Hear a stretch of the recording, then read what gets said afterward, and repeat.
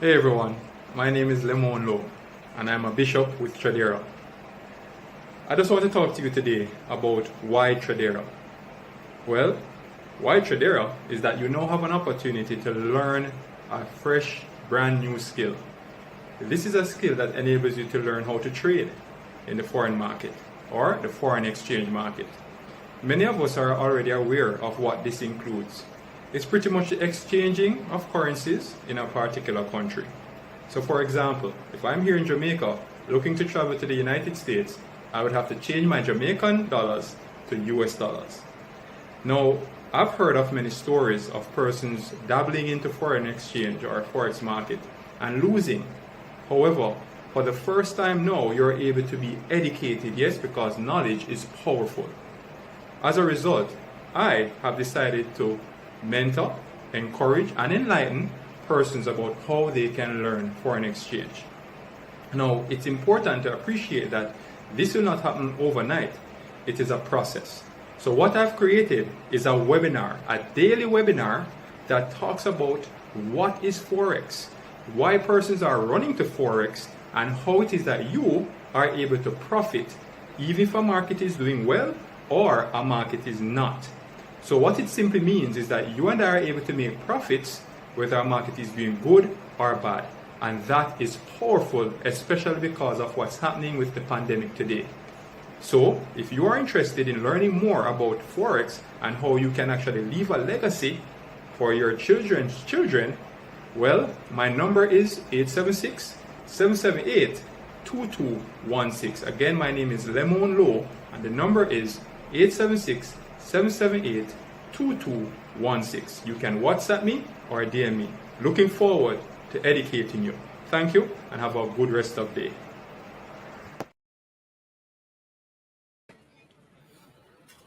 Yes, good night, my Facebook family and friends. Good night, sir Ray. I hope all is good with you.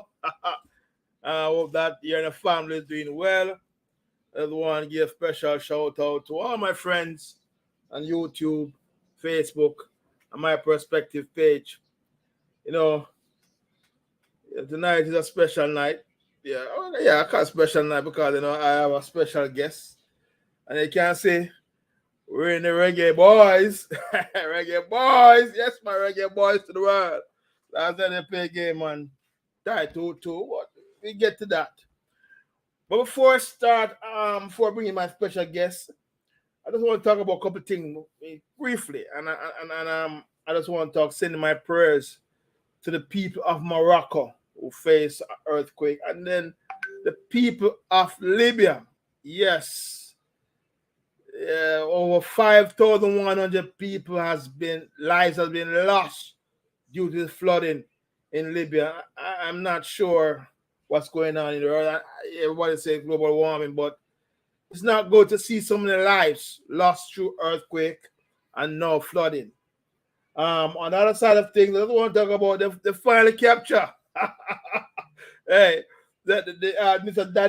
Danilo, the escaped convict who was serving life sentence for murder, killed his ex-girlfriend, and then killed someone in Brazil. So they finally caught up with him. It was on 14 days.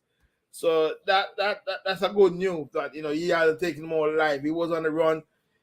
He broke the nets, whatever they broke, they set up for whatever traps he broke, and he was on the run. He went to people's houses and all that. So those are good. But most important, I just want to send my prayers to the people of Morocco and Libya. And if you out there who's watching can find a way to make a donation to these people, because lose 5,100 lives right away, and they're estimating that could be 20,000 lives be lost because of this flooding. So I know that they will be needing a lot of help in whatever contribution. So stay tuned. Salvation Army is one, another organization about they were trying to help these people, especially in Libya now.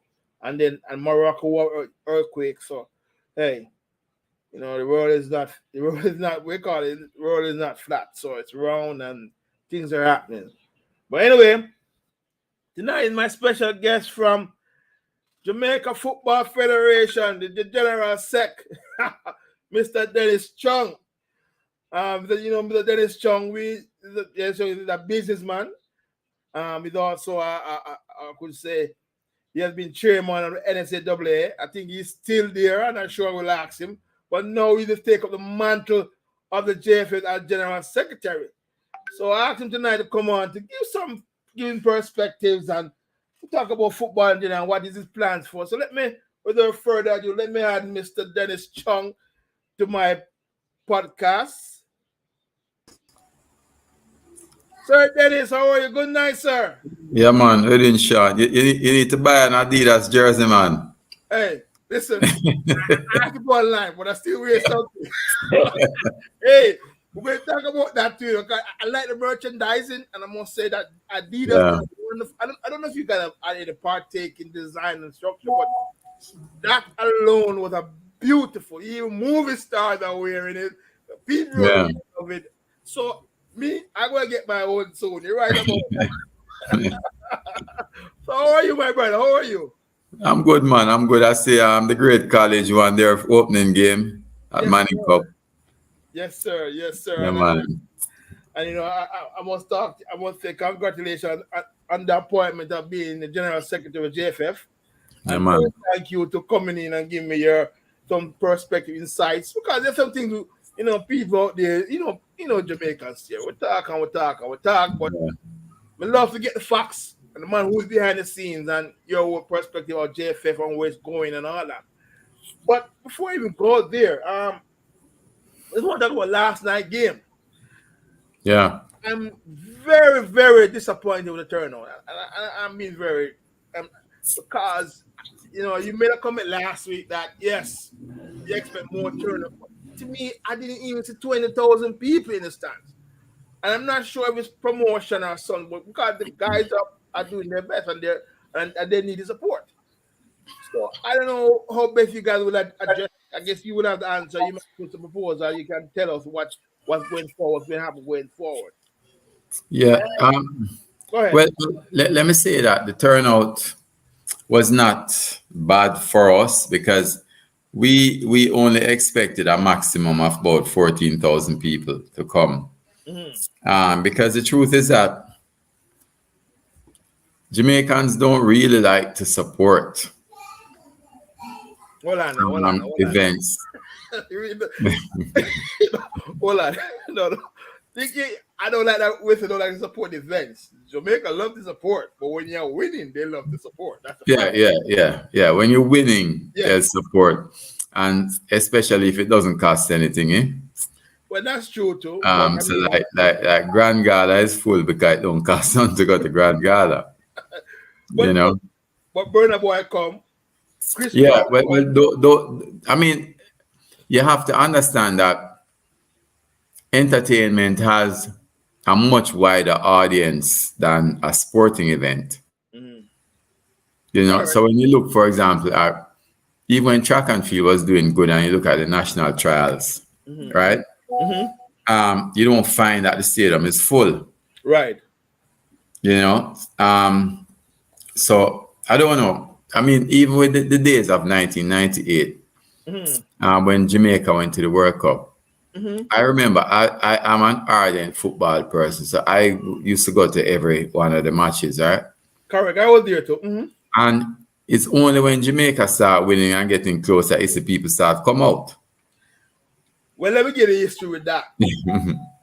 Because I remember when Jamaica was winning in the first round. I think they were playing, I don't remember which game, but before the game of El Salvador. Before Jamaica was coming on, and then the game of El Salvador, the stadium was empty. I mean, empty. Yeah, and I from my perspective, I can give my story what happened. So when we look at the fixtures, my friend, we said, listen, we can qualify. Yeah. And I remember the bomber Andy Williams scored that one goal. Yes. El Salvador, the national stadium, down to going towards the hills. And that game turned around the whole support. Man. Because we start winning, people start believe. You know, the Waganists them start jump on board. Yeah, man. Because there was a lot of talk. Yeah. That time about Waganists, because you remember, Sean, I mean, I used to go to the matches when it was easy to get in. Yeah, man. It was empty.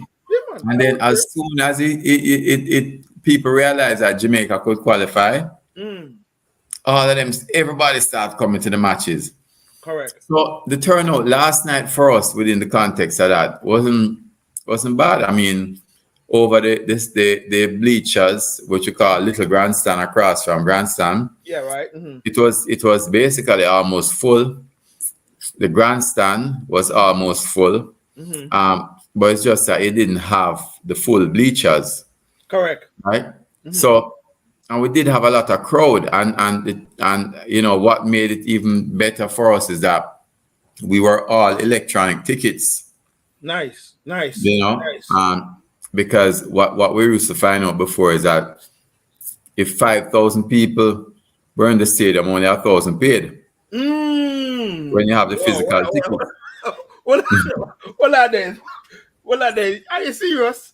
Yeah, man. That's how it is. Because I give you an example too, Sean, and it always amazes me that people don't like to support it. So everybody talks about, boy, the JFF can't pay this and the JFF don't have no money and thing, and you know, they criticize and this and that. And yesterday, 2 days ago, before the match, a lady who is from, I've known her for a while, and she's a struggling mother with her son, you know. She called me, and I've known her for many years. And she said to me, boy, Dennis, where can I get 2 tickets to buy? I want to take my son to the match. Right.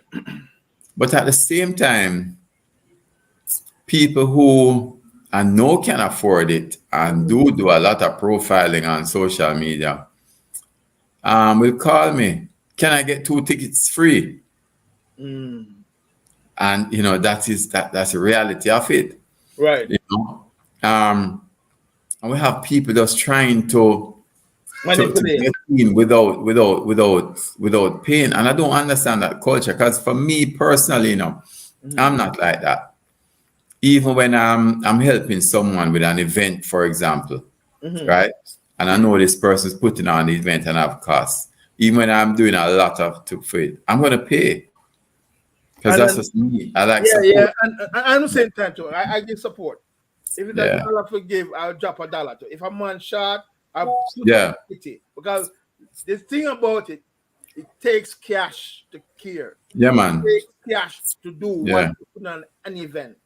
Nothing is guaranteed, but I don't want to sidetrack a little, because you know my thing is I just want to discuss what are your plans with JFF, and you know I last night game I don't want to talk about the game tomorrow because I'm still, to be honest, trying to understand what is the coach philosophy, why the players are not synchronizing, there's no cohesion, and although we dominate second half and all, but there are things that are still not cohesive. But I just want you, Jeff, tell me, what are your plans going forward addressing Jamaica football crisis? I wouldn't say crisis, but there's still some niggling issues, you know, like accountability, programs, and paying of players and the teams. And what are your plans? How is it going to be looking for the next year or so? Okay, you got all of these coming up. The women coming up next couple of weeks. The men coming back, Nation League and all that. So talk about it, and you know, give me some. Yeah. So I'm in a good position now. You know, after being there for a few months, about 10 months now, to do the assessment. I know when you started your program, Sean, I can tell you, you're correct. Being on the outside and just seeing, you know, from a distance what's happening, really, people don't understand how the football runs, right? Correct. And when I went there in November 2022, I had made some commitments. Number one, I'm not someone who rushes in and makes a judgment. Right. I said, let's look at the situation. I knew what certain things were. I mean, the brand was a problem. The finances were a problem. Those are the primary things. You know, there are issues with the teams and that sort of thing. So the strategy was for us to find out, what's happening in there. Because I'm not like many people who just stay outside and assume they know everything that's happening in there. Right. I've been through it at NSWMA, for example. Right? And I've seen, when I've gone in there, the perception of the organization from outside is different from the reality. And I mean, even at Air Jamaica, when I divested Air Jamaica, but people used to think that it's politicians who caused the downfall of Air Jamaica, and it wasn't. People.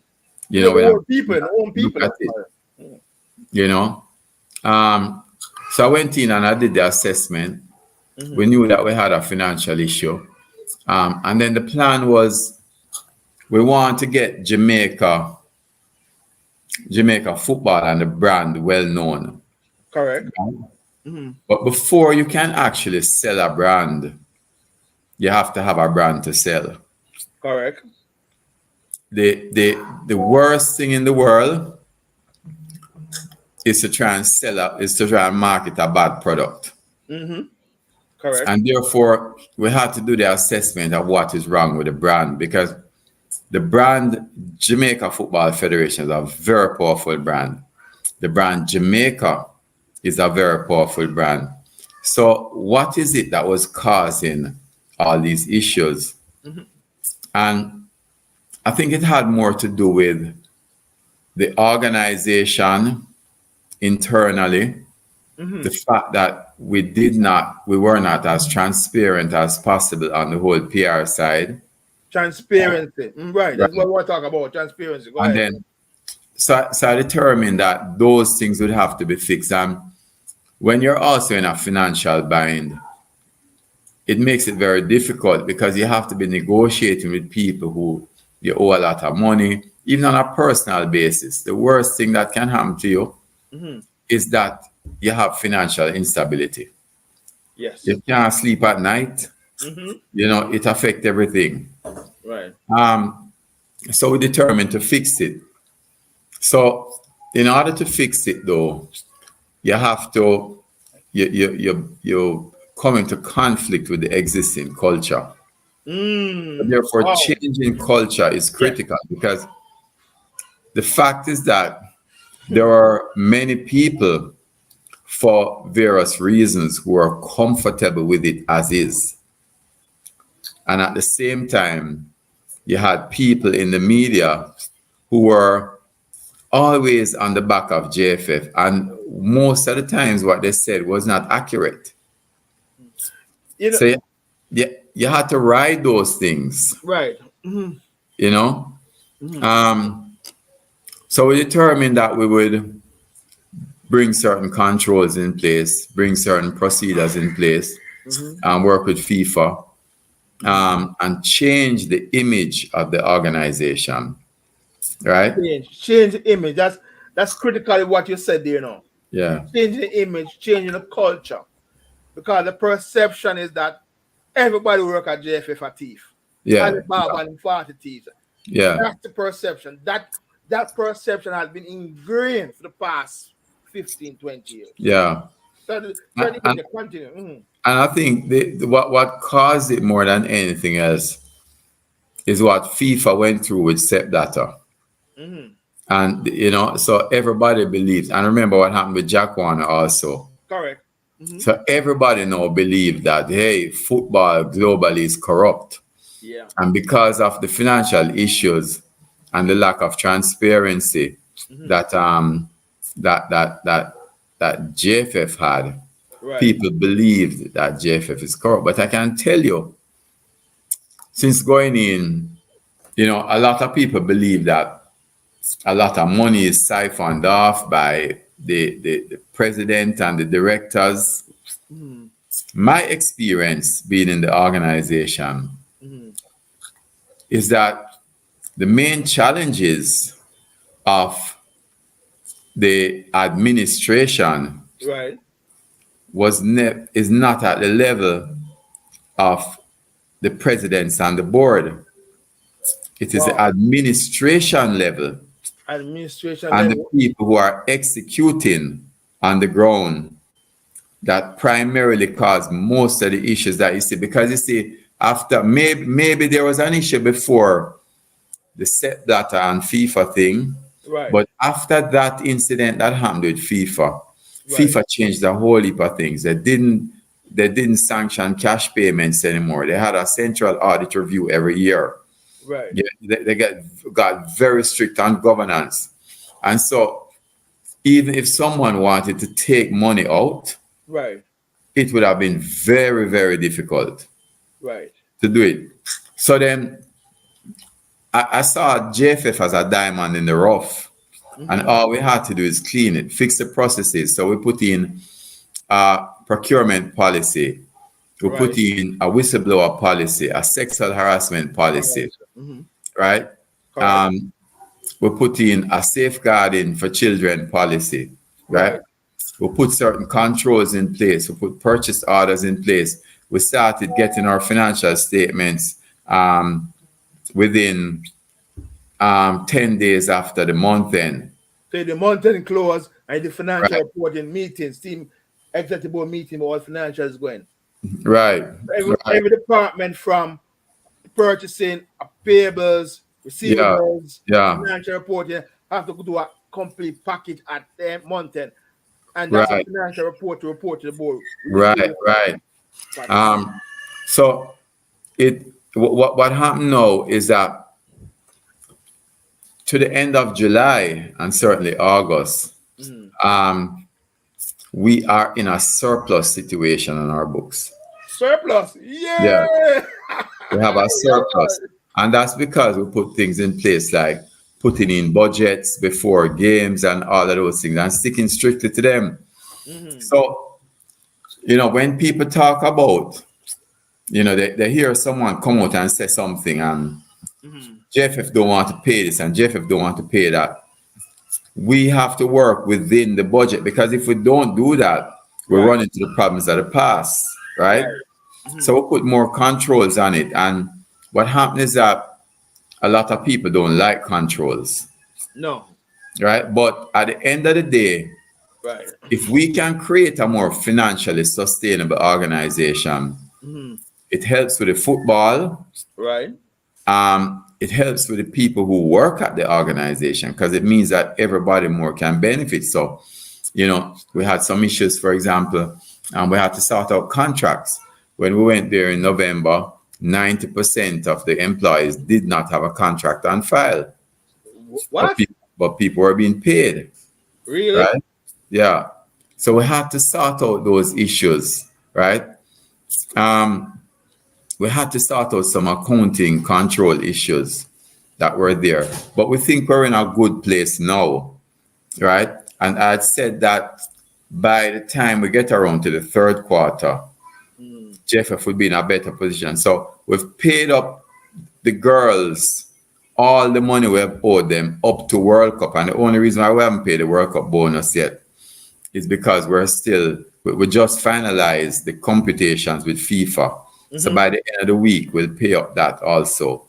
And taxes complications is a part of that payment too, I'll assume. Yeah, man. So the taxes have been worked out, the withholding taxes. The whole issue of the boys, we still owe the boys money for matches, even from last year, but we've paid up all the per diem that was owing to the boys up to the current games that just finished, right? So we're in a better financial position, and we've paid down a lot of the legacy debt owed to vendors. Yeah, and I heard a part of it could be the former captain, the great Captain Burrell. He had, he was always putting money up front. I know that his business, or whatever. Yeah, I know. I heard that Burrell used to put a lot of money in, but we've taken a very strategic approach to addressing these issues, and that has helped us now to provide more support to the football. So even though you heard people talk about crowdfunding for the girls, which was I don't understand what people believed it, because 60,000 US can't make you leave the airport. Right? No, but it was an over sensational thing with. Well, yeah, I think the international media was really naive in believing that, and people are naive in believing that crowdfunding can take you to the World Cup. Because since I went to the JFF in November, we've spent about $2 million US getting the girls to the World Cup. I understand that, but you see what happened, the whole thing about it, what triggered it was that disgruntlement and back and forth with you guys in terms of payments and that meeting. So, and then doing Sean, I understand that, Sean, but maybe because I'm an accountant, and I like facts. I mean, you can't, if you let a previous situation affect your current judgment, then you really, as far as I'm concerned, it's really stupid. Because I can't make a previous thing affect my current judgment, because then it means that I have no analytical ability. Well, then I'm just acting based on emotions. Then that's if you hit the nail on the head, acting on emotions. Yeah, that was the whole situation. I understand. Listen, I know that the look up 30,000 can't even start because we're talking about travel, accommodation, money. I know that, but the people out there believe that the JFF was anti-reggae girls because the girls have to go to crowdfunding to help them out with it. Yeah. The only thing I would say, if when you guys address, I find you address everything clear up, beautiful. But we always talk about this is the messaging. Yeah, man. Messaging. If that came up before even the crowdfunding thing, then everything shut down. But you did. But you see, there was no reason to say it before. So the crowdfunding thing started as 1 weekend it took and went viral, and there was no reason for us to say it. I mean, because we're not going to go out and say, "Hey, we spent so much money here, we spent so much money there." You know what I mean? But we said it because it was necessary at the time. But I'm just saying. Even me, I mean, I hear people sometimes come to me and say, "Hey, you see this thing?" And I would say to them, "But think about it rationally. What you're looking at there don't make sense." But that's me. I just think that way because I'm an accountant and I think objectively. No, but right? Jamaicans don't think objectively. Sorry for disappointing. The Jamaicans, I would say, let's put it. Not in general, but some Jamaicans. But Sean, it wasn't only Jamaican. It wasn't only Jamaicans, because the international media and international traditional social media pick it up and run with it too. And I'm like, are these people real professionals? Yes, Dennis, and believe it or not, I can put it this way. Now, because they go to you, we are a media person. Yeah. Well, you don't learn common sense at school, eh? Correct. But just to get back to what we're saying, though, right? I think that now we're in a position that we can start to see the growth that we want. I mean, certainly the brand Jamaica, the brand JFF has been doing much better because we've been able to get about 15 sponsors, right? Beautiful. Which means that people are saying, "Hey, we have a little more confidence now." Right? I mean, confidence is important. Yeah. I'm going to add something. Quite frankly, based on what you have been saying to me in terms of controls and proper processes and change of culture, the JFF was running like a little party shop. Although some party shop run better than JFF, but it was running like a party shop. No control, no processes, money was coming out loosely and all. And I'm glad, let me say, I'm not because I know you're an accountant, I have business, but the stability you have brought for the past 10 months is in light of what your knowledge as an accountant, what required to bring some level of stability. And I just talk about the brand it's most importantly, brand JFF or brand Jamaica and our brand Reggae Boy, that needs to be more highlighted. And the brand is there. And I'm happy that you're in a committee and the president have move into that way. I know some people will still disgruntled because they don't like change of culture. Because when I'm used to them want to do the same old thing. But continue on the road, my brother. Yeah, and the president actually saw the vision too, which is right. When we sat down and talked, and he said, "Listen, this is what we want." And I can tell you, you know, kudos to the president because he has taken a lot of licks. But, you know, it's not everyone had the ability 10 months ago to see the vision that we wanted to achieve. Mm-hmm. As you realize with 1998, most people come on after you win. They don't come on before the win and the vision. And therefore, the commentary we see, we actually expect it. But as we go along, I think that people start seeing the wins. What we've been seeing is that more and more people are now commenting positively, and more critics are being silenced. Right? Sorry for disappointing. The criticism still not nice. No, get rid of that, but it you have critics making noise, you know, but not as much as before, right? Mm-hmm. And we see that because the truth is that, let me give you a quick measurement. Mm-hmm. A few months ago, JFF was in the paper every single day. Mm-hmm. Right? Right. Most days now, JFF is not in the paper. You see that hey, listen, I understand what you're saying with that reduction in news media carrying, and that's fine. No, the whole thing was, I just said the image, you want to be in the paper every day, and I'm going to tell you what. No, you want to be in the paper for the positives. Correct. So therefore, yeah, but that doesn't mean being in the paper every day. What it means is that, right. So I think that now, and coming back to that now, so what we've seen recently is more positive news in the paper. Correct. So the exploits of the girls, the Correct. Exploits of the boys, because the boys did very well in these two matches, right? Definitely. You know, the things that we've been doing from an administrative point of view. We had a very successful press conference the other day. The fact now that we have the Captain Horace Burrell Center, I mean, you'll see it unveiled in a few days, but we've painted it really nice, refurbished it, right?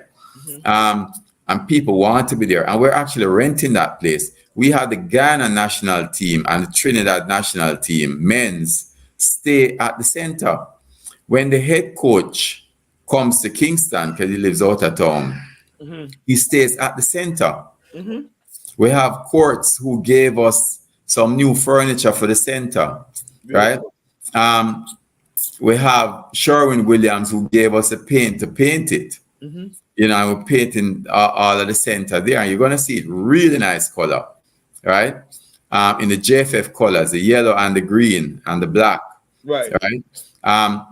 We have people who Calabar actually rented it for a while. Jamaica College actually rented it for a while, right? So we have more and more people. So that cost center is now becoming a revenue center, right? Those are some of the things that we're trying to do. Remember also, we're going to award the 2 inaugural scholarships. So by next week, we'll award those 2 inaugural scholarships that we had put out applications for, right? So we have the first time in over 10 years in JFF, we have a tax compliance certificate. I can tell you. Yeah? I like that. I like the tax compliance. And I just want to shift something back, go back a little. Yeah. And ask a question. Financial statements. Yeah. What is the drawback of the JFF going public to publish their financial? We published the 2021 one last year. The only reason why we can't publish earlier the audited financials is because it has to go to Congress first. So we publish it after it goes through Congress, because financial statements are not finalized even after audited until your annual general meeting, which is Congress, approves it. And that information can be found on the JFF website? It is on the JFF website, and we publish the General Secretary report, which includes the financial statements and the new constitution. So all of that has been out there from about November or December last year. For the 2022 financial statements, as soon as that is approved by Congress, that will be published also, right? Okay, so And I just told you that I told you that to the end of July and certainly August financials wrapping up now, we would make a surplus, right? We also speak about some of the costs that we have. For example, when the whole thing of the crowdfunding came up, we told you that we spent $2 million US to send the girls to World Cup. 369,000 US was the plane fare from Amsterdam to Australia, right? So we don't withhold the information, but we give the information that we legally can. And the question for you then, my brother, do you do a separate accounting of the reggae girls, reggae boys events, or you do a consolidated? No, man, we have all of the events budgeted before, and then we do the expenditure based on the budget, and then after we know what the expenditure is per event. And what about the income part? Where do you generate the income? I know they get money from FIFA. Just tell us where you get the income to do this. FIFA is over 75%. So I give you an order of how much money we get. So FIFA is over 75%. The next biggest sponsor is Adidas. Wow, really? And, yeah, man. And the next what? Merchandise and money are sponsorship funds. Well, money and merchandise. Well, money alone. They're even bigger. And then after FIFA, then Adidas, then the Bob Marley Foundation is the next biggest sponsor. Nice. And then after the Bob Marley Foundation, you're talking about the Corporate Jamaica. Corporate Jamaica comes in after Bob Marley Foundation. Right. And then the Reggae Girls Foundation, and then the government. Okay. Right. And we do generate some miscellaneous money from the center. My projections is that by next year, the center should be giving us the government in terms of contribution would come in before the Reggae Girls Foundation, Then the Reggae Girls Foundation comes last. And then our miscellaneous internal, I expect by next year, we should be generating more money from our center than the Reggae Girls Foundation. What about TV rights? TV rights gives us some money, but not as much. And it varies from year to year. So the two matches that we have with the boys, we didn't have TV rights for those. That's CONCACAF. Right. Well, I watched on Paramount Plus last night, and I know I thought that at least they would share some of the revenue from those media outlets to give back to JFL. CONCACAF exclusive rights. Well, we don't know that doesn't happen. That doesn't happen. I think they have all the rights for it. So if we have our friendly matches for that World Cup qualifiers, and so we have our own friendly matches. We can generate TV rights, but we didn't have TV rights. So we did generate some TV rights, but not a lot this year because obviously, we didn't have a lot of matches. Right. But not typically in a year where we have quite a few matches that we have the rights for. TV rights will give us could give us more than the government gives us. In terms of ranking, So, for the year or for a month? For the year. Okay, cool, nice. For the year. So where we are now, I mean, if you look at it, Sean, if you were in the stadium the last two matches and the build-up, the place felt like you were in the office in 1998. Wow, really? The excitement that was there because the boys played well, Well, last night, hold on. Hey, man.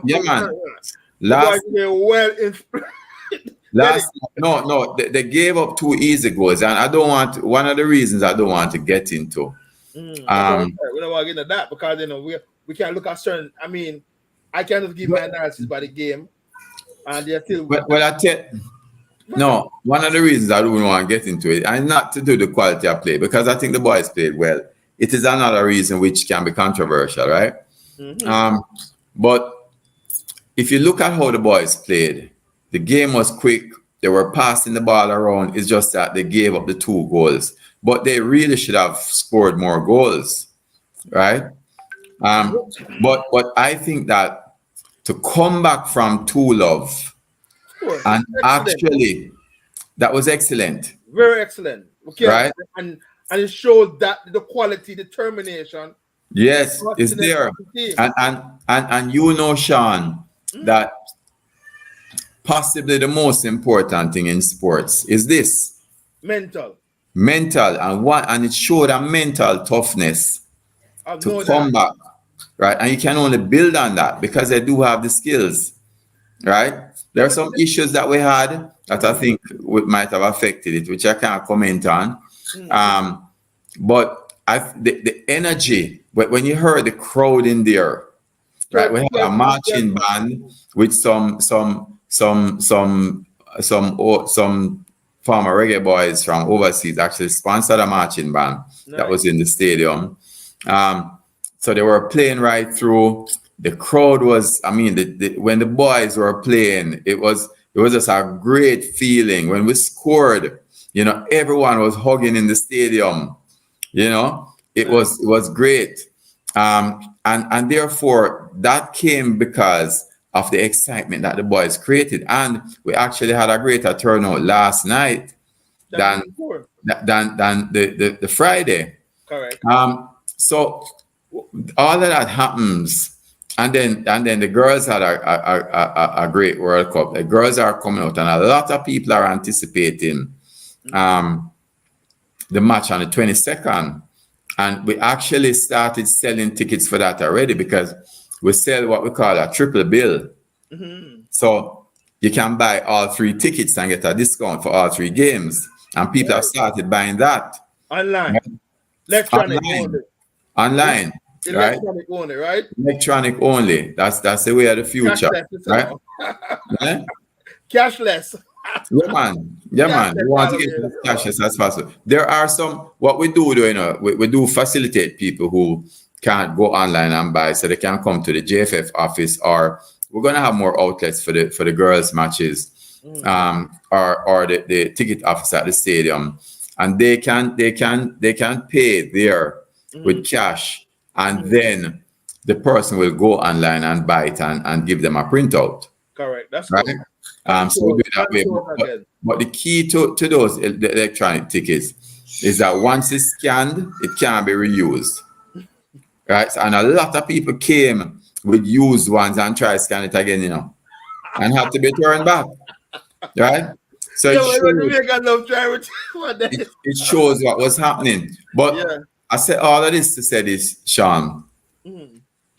People don't realize that when they go and watch a 1.5 hour football match, it's 2 or 3 months of planning and work that goes into it. I know. The backdrop to that is significant. I mean, and then the cost, I mean, to bring a team to play a game is running you about $30 to $40 million. I know. Right? You talk about it's a lot. Accommodations. Man. Transportations. The logistics, organization, you have to make sure everything is on target, right? Clearance fee and all those. Man. So it's a lot. And then this year has been the busiest year ever in the JFF history. We had the women had a camp in Florida.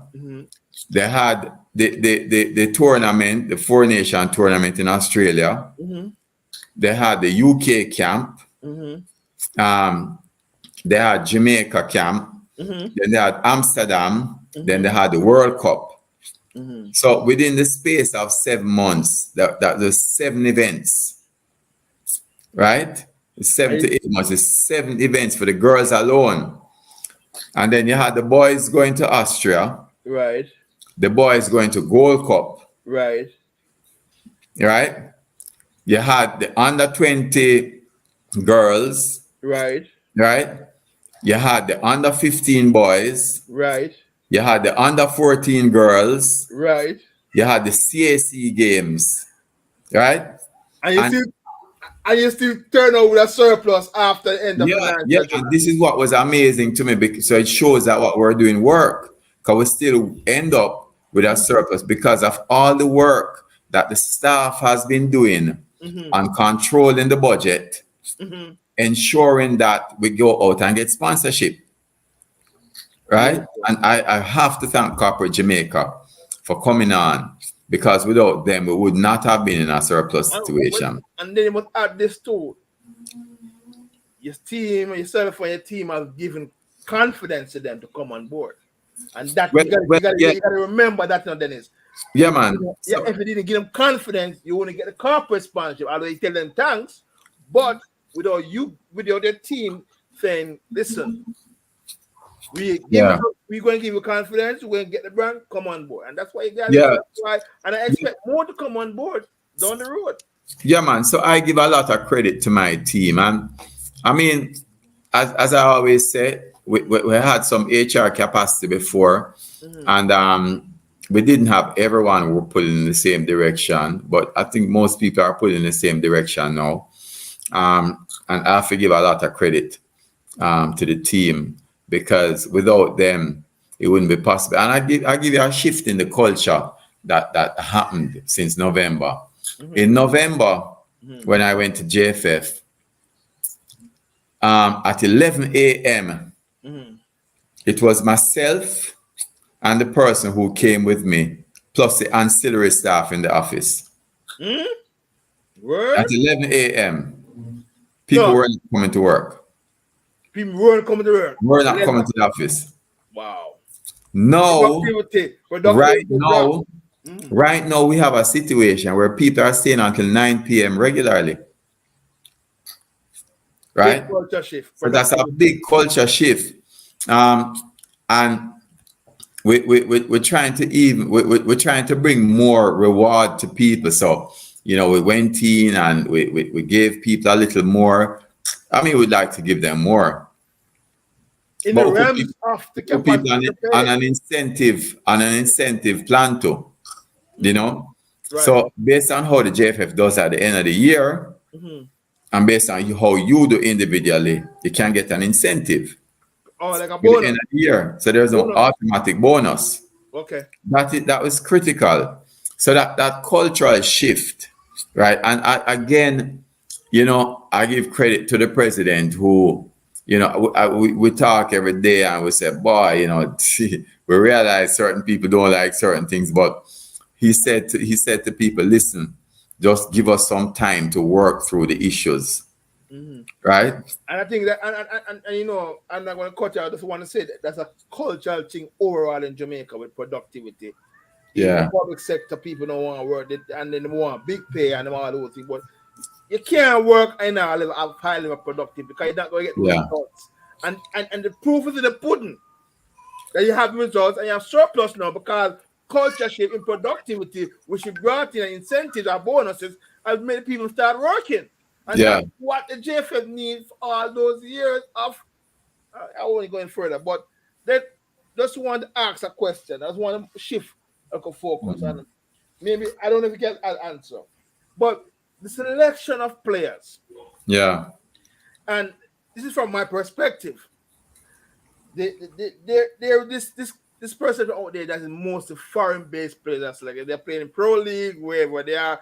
Those are the ones that comes into the program mostly for international games, friendly games, and they're not seeing enough local talent coming into the fold to get that exposure. Is there a policy, or it's all down to the technical committee to do the selection, or there's some guidelines that they have to go through? Because it's look very biased to local players. I mean, people won't come. Yeah. Well, Sean, I'll tell you how this thing works. Yes, please, sir. From an administration point of view, I do not get involved in the teams. That is the role of the coach. The coach and who? Technical directors or technical committee? The coach and the technical people. Okay. Right? Not the technical committee, but the technical people who work in the organization. So the reason for that is because the coach, you can't get involved in how the coach selects his team and then hold him accountable. I understand that. That's fair enough. So, You have a contract, right. yeah. But what we do is that we look at Jamaicans across the globe. And the fact of the matter is that Jamaicans who live abroad are actually, on a whole, better. They're better able to adapt to an international match. And I'll tell you why, Sean. The main challenge, many of those Jamaicans actually are born here and go abroad and play, right? Because our local Premier League is developing, but it hasn't developed yet to that point. And not because we don't have the talent, right? Because we can find people who can go and compete internationally.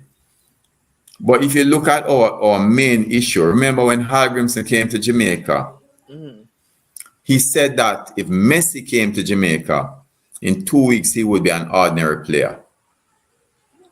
Because we don't have the infrastructure, we don't have the fields. He says if Messi passes a ball in Jamaica, it's going to bounce all over the place. Right? Remember this. Right now, we only have one field in Jamaica that is suited for international football, and it's a national stadium. People play on Sabina Park, but Sabina Park has logistic issues for security. It has a limited amount of people. And if it rains at Sabina Park, the cricket pitch will dig up in the middle. Right? And Sabina Park does not have parking. So that is the next best field for international matches, but it's really a cricket pitch. The other one that is being worked on, which should be ready October, is the Catherine Hall Center. But those are the two facilities, Catherine Hall and Stadium. And Catherine Hall doesn't have a great seating capacity that can host real international matches, right? And if you look at the fact that children growing up are the club levels, right? Look at the fields and the infrastructure that the young children and clubs have to work with in Jamaica and compare it to what's happening in the US. Look at the pitches in the US. Look at the pitches in England. You can the fluidity, right, and your development in football is better suited. So that's one factor. The other factor, though, is that the leagues at the MLS and in the UK are more professional leagues, so people get paid and rewarded. In Jamaica, you don't have that level of not just sponsorship, but you don't have that level of support that brings in the money. So if you go to a match in the Premier League, for example, you can't even get a seat, even when the prices are very high, right? You're about a culture now. Right. Football culture locked in Jamaica. That's what you're saying. Right. So therefore, we want people to more local players, right? But we don't support enough the teams for them to have the motivation to go and just focus on football. Because in the MLS or Premier League, they just focus on football alone as professionals. In Jamaica, you play football and you might have to have another job, right? So a man, you know this thing about that Malcolm Gladwell actually wrote a book about expertise. An expert is someone who spends more time practicing than you do. So they talk about this thing 10,000 hours. So if a man in the UK 24 hours a day is focused on developing his football profession, and a man in Jamaica is spending like 2 or 3 hours a day, who you think is going to be better in the long run?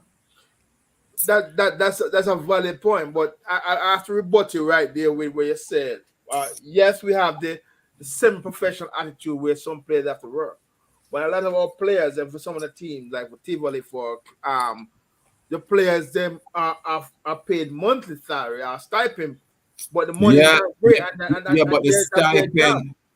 But the stipend that they get yeah is really not a lot.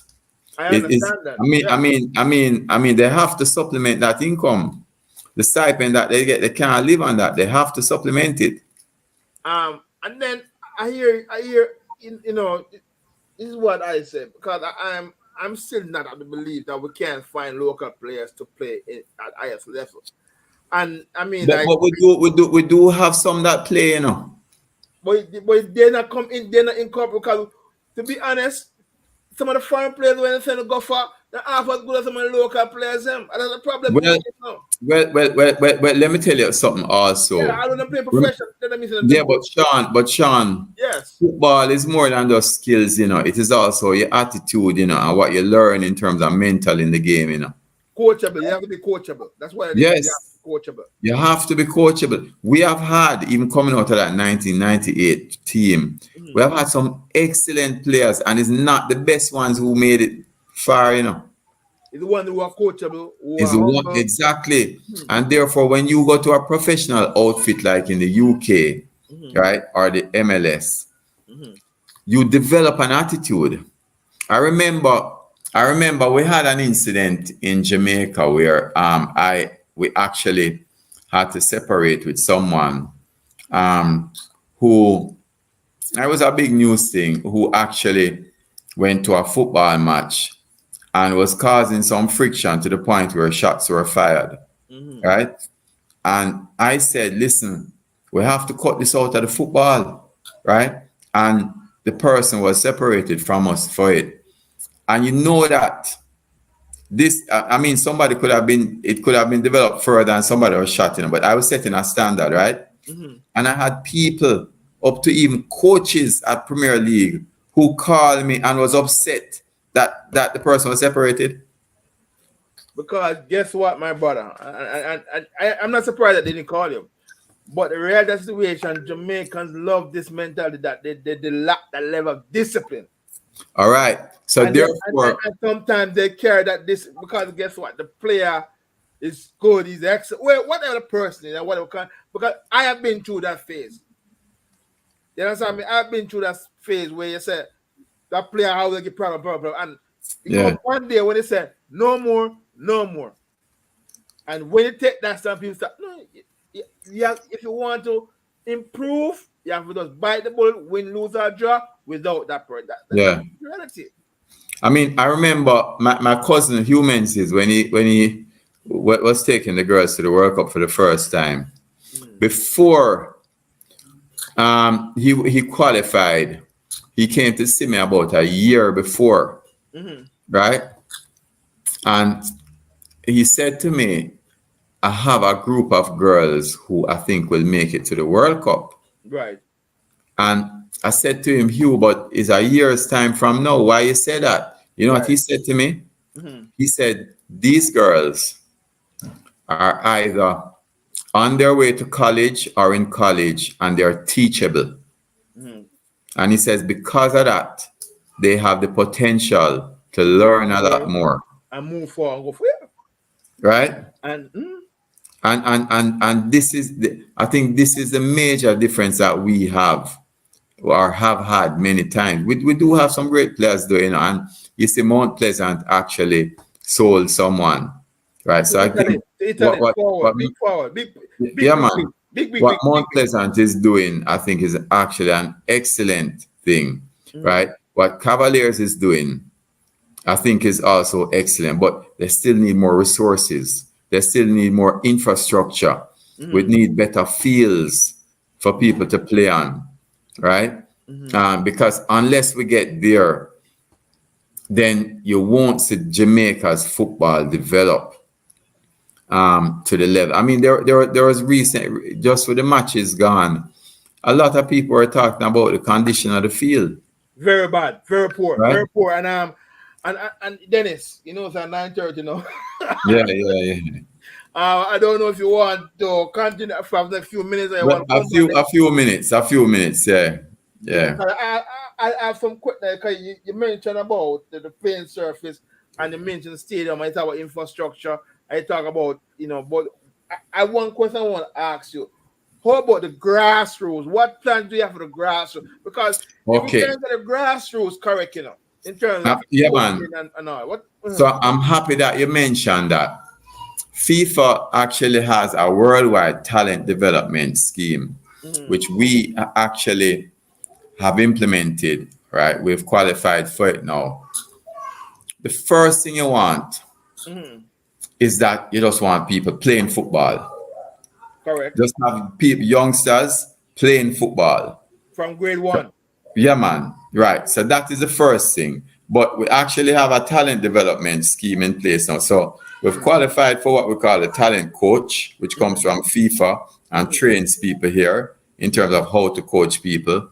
And we're now rolling out the talent development program where you go out and identify talent in the various aspects. So you try and develop youth leagues, you go out and try identify talent, and you try and nurture that talent. Because if you look what has happened to football globally, right, it's no mistake why the World Cup has gotten more competitive. FIFA put a lot of money into unearthing talent in Africa and all over. That's one thing Infantino has done. He has put a lot of money into getting talent from all over the place. Right? And this is what we want to do in Jamaica. We want to ensure that we give the talent the opportunity to rise. And we're going to start from early. We're putting in some grassroots programs, right? And you see, we're trying to encourage like a women's Premier League, right? But I mean, and we've had challenges with it. And we knew we'd have challenges with it. But, people in the media, boy, they see something wrong and they curse, oh, you get this wrong. But this is a new league. We're trying to start, and we know we're going to have some hiccups, right? Because guess what? A lot of the women who are supposed to play, they also have families they need to deal with. They have jobs they need to deal with. So we've had incidents, for example, where some people don't turn up. Those are the teething pains that we have to go through until we get to a point now where more and more and more are playing. Because right now we have a small pool, right? And you're always going to have a percentage of your pool that is really interested in it. So if you have a 10% interest and you have 100 people, you might have 10 playing consistently. If you have 1,000, a pool of 1,000, you have 10%. You have 100 playing consistently. So the most important thing now is to expand the pool. Well, I want to ask something to talk about the grassroots, and I think this is where I know if JFF plan to do that. And what happens here in the US, I think it starts from the rec program, the recreation program, that you start with the grade 1s, then you move them to a level of playing like 7v7 from certain age. You understand me? So at least they start from rec, they start to move them, and then and then my thing is if they start develop, because JFF alone can't harness all the put. No. We can't do the development. What we can do is try to facilitate. Right. And that's what we're trying to do with the talent development scheme. And this is what I know that I see somewhere some new academies that the Phoenix, the Ballers, there are a lot of academies developing. And my thing is this: if you can somewhere incorporate those academies in terms of helping to develop the grassroots, then I see where football in Jamaica. Well, I remember you want to playing. A part of the talent development program is to register academies. Okay. It's to get academies registered. So that's being worked on. But these things take time, Sean, because of where we're coming from. You can't grow a tree from the leaf, eh? You have to grow it from the root. Yes, sir. Yeah, and you want to make sure that the root has a solid foundation. So when people say, boy, you need to do this, you need to do that, we can't just rush into it. Because we want to make sure that 2 years down the line, we're not coming back and saying, boy, this foundation shaky. Yeah. So we have to set the foundation properly. and build on that foundation. So that's what's being done. And I mean, maybe the fruits will be realized after I am no longer GenSec. But at least what we're doing is building that foundation to grow, you know, and so that it's not reversible. And it might sound weird, and I'm being honest with you right now. This whole mentality of freeness, football must cut out of Jamaica right now, and I'm going to tell you why. Because the reality situation, there's always some administration expenses. Talking about equipment, paying a coach, Yeah, man. Traveling expenses and all that. And this is my take. I stand to be correct. I maybe say it's far-fetched. If we're going to develop a grassroots level, the parents of those kids have to contribute in some way to the world development. Because I tell you this, when everything is too free, they're the same one that break it down. But if it have to be, no, that's listen, I like your kid, is good talent, we're putting to a program, but this is your contribution. You have to pay this, pay that. Because at the end of the day, if that kid goes to the highest level, the parents will benefit, everybody benefit, the economy benefit, JFF benefit, and and that's it. So if you can change that culture from grassroots upwards, hey, I guarantee there can be some level of I mean, success too. We do have. I don't think there's a lot of buy-in from most parents across the country with anything. I mean, if you look at our successful athletes, you're right. The support that Usain Bolt got from his parents, and it's not just monetary, but just the support that Anna Safa got. When you hear those people talk, the support that Shelly got, right? And even with education, I don't think a lot of people realize that the main difference between the middle to upper class children and the lower class children, right, in income levels, is the support that's given by the parents to the education. I remember during COVID, I was against lockdowns, right? Because I thought the lockdowns would have given us greater crime and greater inflation and hardship, and it's coming through today. But during the lockdown, when schools were locked down, my daughter, I used to send her to extra lessons. So you lock down the school, fine, but guess what? The people who can afford it are going to find a way for their child to be educated. So I sent them to one-on-one extra lessons. The result of it is that in the PEP exam, my daughter came in the 97th percentile. Right. And at the same time, I was hearing that thousands of children could not be found back in school. And that's the reality.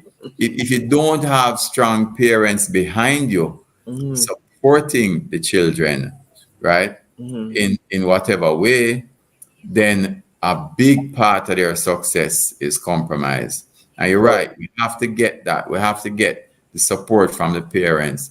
But, the truth is, Sean, Jamaica has some really bigger issues than that right now. Yeah, we know that. But, I mean, issues are... Every country have big issues. To make an exception from it. But, the sports in general is a catalyst in general, name brand for Jamaica, from track, netball, football. And the thing about is that I know they always crying the government support. And I said to one of my friends, maybe the government will look on a sports tax. Sorry, if you really want everybody. Well, I think that we as a country has failed to develop on our competitive advantage, which is tourism. I think we should be earning a lot more money from tourism and sports and music. I mean, we just have not been earning as much as we could because we just have not taken the time to put the investment and the infrastructure in, right, to earn from it. Tourism, I think, should be earning twice what it's earning now. But, we let the infrastructure go to decay. We get the indiscipline out there. And you know, Sean, when you travel as a tourist, one of the greatest things is peace and quiet and being able to walk all over the place. Yep. Right? So we have failed as a country to take advantage of our competitive advantage, and sports is one of them. I think we should be earning a lot more money. I mean, we have the fastest runners in the world, right? And we have one national stadium that can only hold 35,000 people. So how are we going to put on the big sporting events? And then that's where the problem lies, because they always say Jamaica and the money, they're the money. Right. And the amount of money always not corruption in the past. But we're not going to go there, so because we can't, that can be a separate topic. But yeah, that can be a separate topic, don't worry. But Dennis, your final word, because I've gone over time, and your final words, and what you can expect JFF going forward, and what you should say to the public. Yeah, but we're going to continue to build out on the strategy. We're going to continue to bring more transparency. We're going to continue to bring more controls, and by doing so, support the national teams. So, I'm working more and more with the technical director, Wendell Downswell, to look at the competitions that we're going to enter into, right? The youth competitions, for example, we're playing a lot more of that. So I think JFF is going to continue to do well from that perspective once we have the support. But anything on infrastructure development, can you talk about the fields and all that? Is JFF planning to invest in some new fields? So JFF, we're going to encourage people to do that. I mean, we are going to build out, maybe. We have one center, Horace Burrell Center, which we're building out more. We're going to work on the field there. And the plans the president has is to work on 3 other centers across the island. But outside of that, we are not into infrastructure development. We're going to try and encourage policy from the government point of view, or from clubs, to develop their own thing. But then we need resources for that. And that's how we ask you to support us. So, we have a match. We have a match coming up on the 22nd, for example, the girls. Right. Come and buy a ticket. I know I saw somebody last night who, someone related to me. I sent them 2 tickets, and I said, boy, come out. And they said to me, well, the women's match is coming up, and we have some other friends that want to come. I said, yeah, that's great. Tell them to buy tickets and come support us. Yeah, and that's what we need, support in terms of buying tickets. I mean, hopefully down the road, you can have a chartered flight from New York and we'll come down, finish the game and come back up. I mean, it happened already. It happened already. I think it happened. For me, Sean, I mean, I never ask people for those things, even when I know them, because I love my independence, I don't want nobody to say, boy, say it's me, give Dennis 2 tickets to do that. I buy my things, I'm an independent person. It's a free mentality, that's a free loading thing that has to be done. And I'm glad that you guys are looking forward and you're going cashless. E-tickets is the way to go. I hope that you guys will get more PR in terms of good news through the print media and visual, because that's important for you guys to really get that going. Because 19 worker, when you see them with full capacity, 35 or 40,000 strong ones there, that make a big difference to the coffers of the people. And they say the thing about is that is the managing of the funds is a critical thing. Yeah. And it's quite clear what you said that the part where it came, it's a party shop. Let's keep it real. It's a party shop. There was nothing there. So that's why that there were the financial struggles and the accusations and the perceptions. And I want to wish you and your team all the success and change that perception. It's going to take some time. And they said transparency, Dennis, transparency is going to be critical for your success. And last is confidence for the JFF to get the support and get the funding. And congrats again. The reggae boys doing well, the reggae girls doing well, and they put a smile on my face every time they play, no matter where they play. And it's a brand, big brand, big brand. Yeah, man. So my brother, thank you again. Yeah, man. Respect, Sean. And I hope that my viewers have get a full insight of how the JFF itself runs and the general secretary, the whole, because some people talk and then them yeah.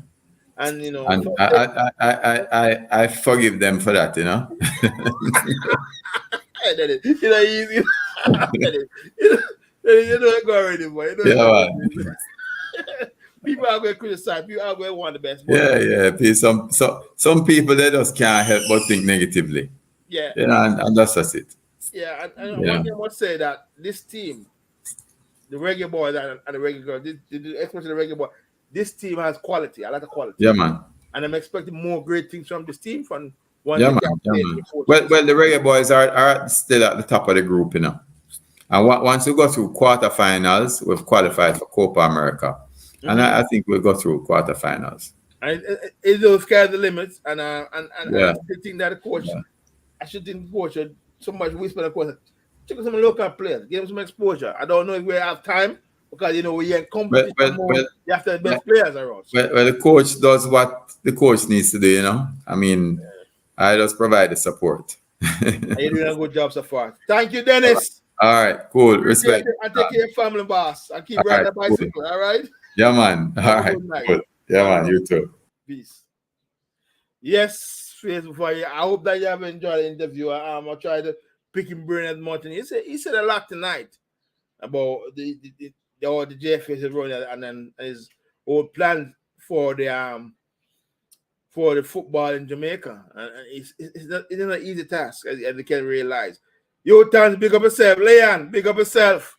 Yeah, man. Thank you guys for tuning in. So, once again, that was my interview with Dennis Strong. And I hope that you have enjoyed it. I know it has been very informative. Yes, Dennis. Thank you, Leon. Appreciate the congratulations, brother. And I hope that it has been very informative and you have seen that, what it takes. And Dennis and his team is working hard to change the culture. And biggest thing the man said, there's a surplus now on financial statements.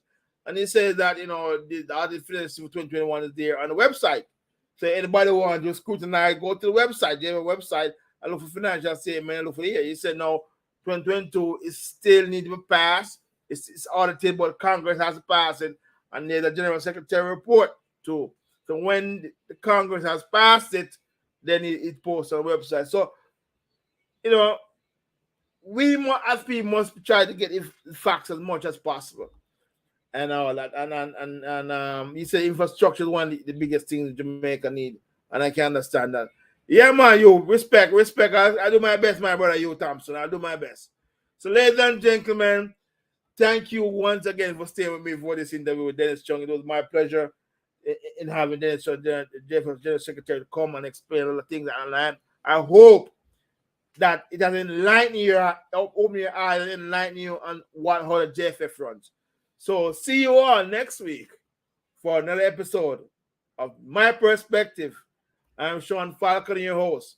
Have a wonderful and blessed night and a wonderful weekend. Hey, tomorrow, I think we're going to follow the weekend. But anyway, we're going to try and enjoy the weekends here. So keep safe, keep warm. One love. Peace out. Good night.